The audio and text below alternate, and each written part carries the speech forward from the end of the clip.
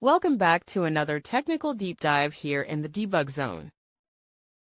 Today, we're tackling a big question and breaking it down with insights from other users.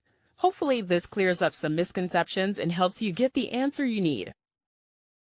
So, buckle up, stay a little curious, and let's jump right in.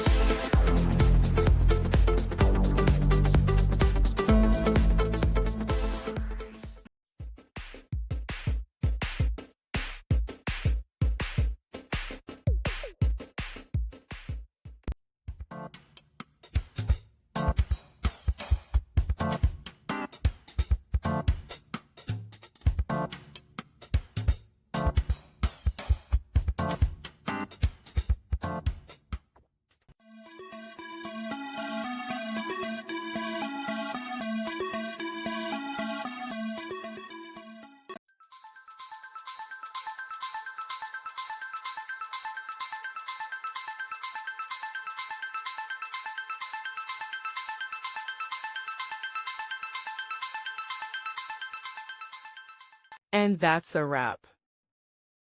I hope you found the answer you were looking for. If you did, take a second to hit that subscribe button. It really helps out.